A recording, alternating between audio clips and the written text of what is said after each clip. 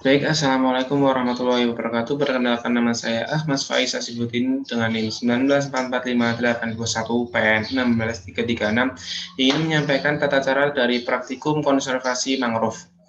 Ekosistem hutan mangrove merupakan ekosistem yang berada di wilayah pesisir atau wilayah yang dipengaruhi oleh zona pasang surut dan berpotensi dalam mendukung kehidupan flora maupun fauna. Untuk jenis mangrove yang biasa ditemukan khususnya di Pulau Harapan, yaitu ada Avicennia, Bruguiera, Seriop, dan Rhizopora. Avicennia dikenal sebagai tumbuhan yang memiliki bentuk perakaran yang berbentuk menonjol, pensil yang menonjol dari permukaan air secara horizontal, yang memiliki fungsi sebagai akar nafas dan habitatnya yaitu berada pada habitat lumpur, tepi sungai, daerah kering, dan toleran terhadap kadar garam yang tinggi. Lalu yang kedua ada Bruguiera yang dapat dicirikan dengan memiliki akar lutut yang fungsinya serupa dengan akar nafas. Dapat tumbuh di sepanjang jalur air dan tambak pantai pada berbagai tipe substrat yang jarang terbenam. Lalu ada Seriop, merupakan vegetasi mangrove yang memiliki ciri akar pensil atau tunjang dengan buah memanjang serta dapat hidup di tanah liat yang agak kering dan sedikit berpasir. Lalu yang terakhir ada Rhizopora, yang merupakan tumbuhan yang memiliki akar mengusap ke tanah atau akar tunjang. Dapat tumbuh pada area tanah berlumpur, halus, dalam, dan tergenang saat pasang normal. Baik, untuk zonasi mangrove itu terbagi menjadi tiga, yakni zona terbuka. Ini zona yang didominasi oleh Soneratia alba yang tumbuh pada area dipengaruhi oleh air laut. Lalu yang kedua ada zona tengah yang terletak di belakang zona terbuka dan didominasi oleh Rhizopora sp dan Bruguiera sp. Lalu berikutnya ada zona payau, yang zona ini tumbuhan mangrove berada pada sungai berair payau hingga hampir tawar. Konservasi mangrove sangat penting dilakukan karena fungsinya sangat penting bagi lingkungan seperti fungsi biologis, kimia, dan fisika. Untuk alat yang digunakan nantinya, ya ini ada tali rafia atau tambang 40 meter sebagai alat bantu dalam membuat area plot.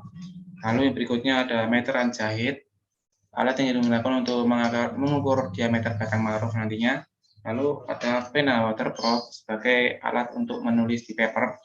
Lalu ada clipboard, alat untuk membantu mencatat data.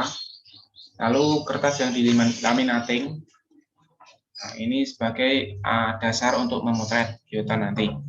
Lalu ada dua botol sampel air yang digunakan untuk mengambil sampel nanti.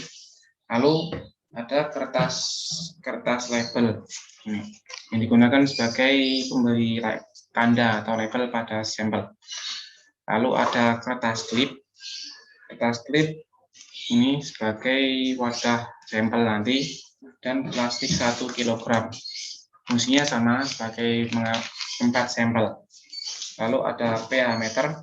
pH meter digunakan sebagai alat untuk mengukur derajat keasaman perairan. Lalu ada refraktometer, alat yang digunakan untuk mengukur kadar salinitas di perairan. Lalu ada termometer, alat yang digunakan untuk mengukur suhu air ataupun suhu udara. Langsung saja ke praktik cara pengambilan datanya. Baik, langkah kerja yang pertama yaitu membuat area plot pengamatan menggunakan tali tambang sepanjang 40 meter.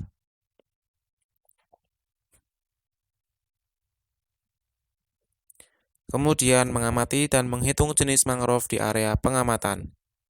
Dan tidak lupa juga untuk mencatat hasil pengamatan jenis mangrove pada lembar pengamatan. Dilanjutkan mengambil sampel daun, bunga, buah untuk diidentifikasi kembali.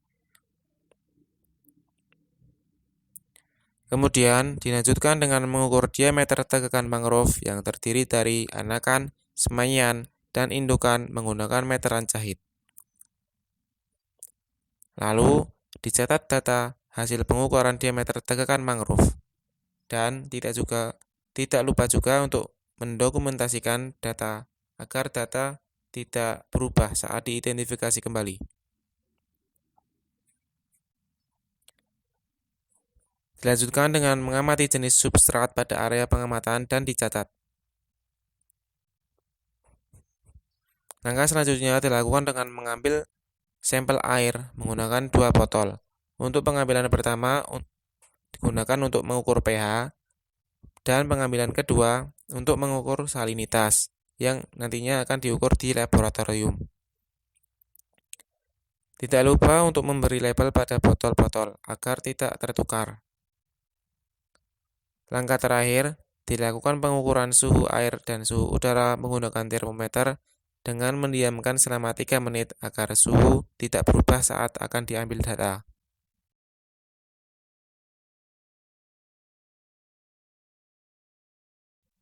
Sekian, terima kasih.